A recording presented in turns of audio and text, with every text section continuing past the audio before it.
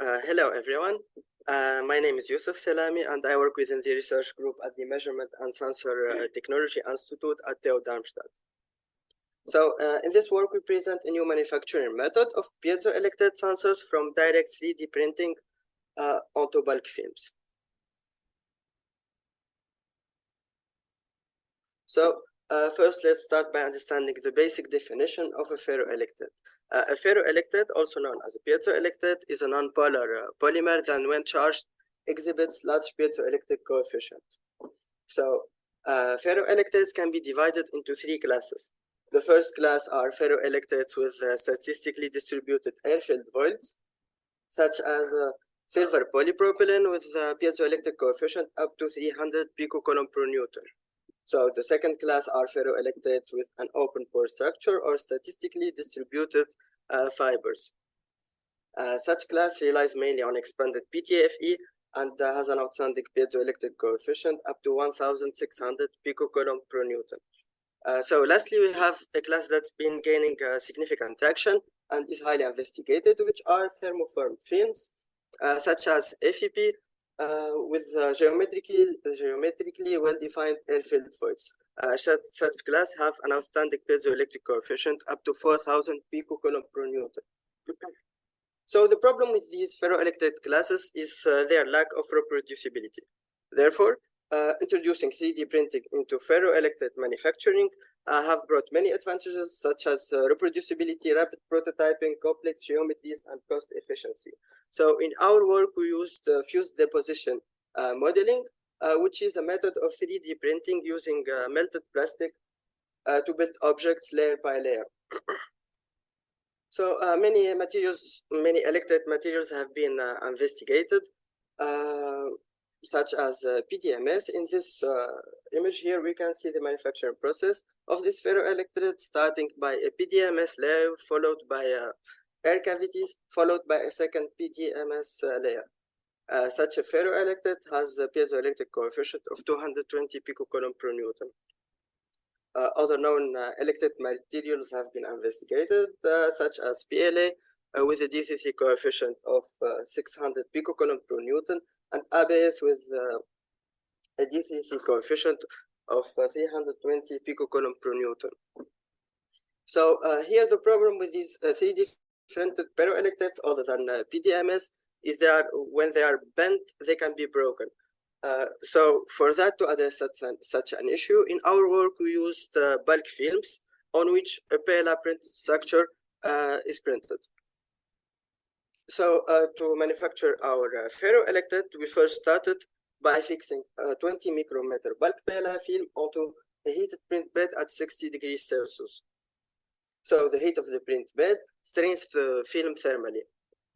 On this bulk film, a well-defined PLA structure is printed. So the heat of the filament fuses the printed structure with the bulk film.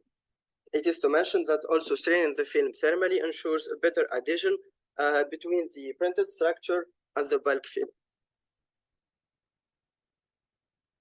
So this printed PLA structure is of a circular shape of 28 millimeter diameter, with an edge of 1.5 millimeter and a height of 200 micrometer. So enclosed within this circle, there's a grid pattern consisting of multiple parallel lines. Each line is of 1 millimeter thick and is apart from its neighboring lines of 2 millimeter. So the second step of the ferroelectret preparation process involves adding a second bulk PLA film that is fixed on a heated print bed at 100 degrees Celsius. The heat of this print bed strains the film, the second PLA film thermally. So now both the PLA structure and the bulk films are thermally bonded and set to cool. So once cooled, two aluminum electrodes are evaporated on both sides of the sandwich structure. The electrodes have a diameter of 20 millimeter. So now, finally, to form this ferroelectret, this whole structure is polarized using a high voltage source for about 3 minutes. So this prepared ferroelectret is, although it is flexible, it is still rigid in the thickness direction, and therefore two elastomeric cover are added on both sides of the bulk of the sandwich structure to enhance its sensitivity. So the chosen materials for the cover are EcoflexTM and the foam TPO. So here the focus of this work lies on investigating the sensitivity of this ferroelectret using the elastomeric cover. So for that, covers of different thickness are utilized for 0.5 millimeter, 1 millimeter, and 1.5 millimeter.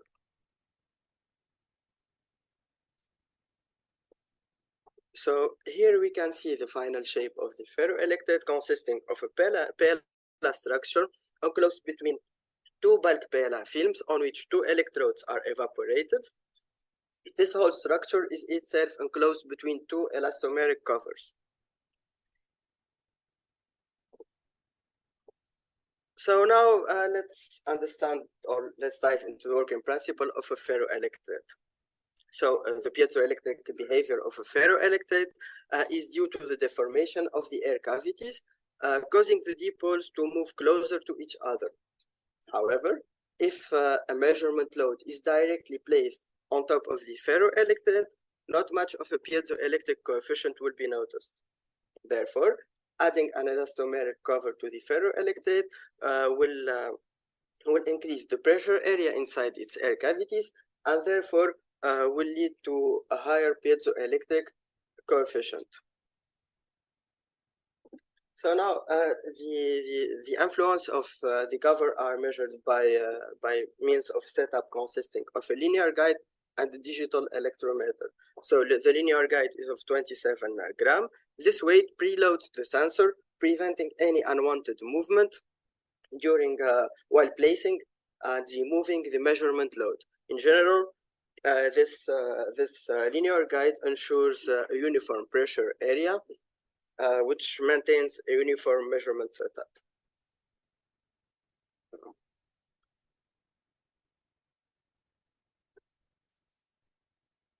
So now let's go into the experimental results. So using the EcoflexTM cover of thickness 0.5 millimeter, we notice a piezoelectric coefficient of 275 picocoulomb per newton. This DFT coefficient slightly decreases with increasing the loads to reach a stable value at 3 Newton load for about 219 picocoulomb per newton. Also, using the foam TPO cover of thickness 0.5 millimeter, we notice the same behavior with the piezoelectric coefficient of 175 picocoulomb per newton. So, increasing further the cover thickness, we notice an increase in the piezoelectric coefficient to reach a value of 479 picocoulomb per newton. But we do not notice a much of an increase in the foam TPO cover. So increasing further the cover thickness to 1.5 millimeter, we notice an outstanding piezoelectric coefficient of 719 picocoulomb per newton.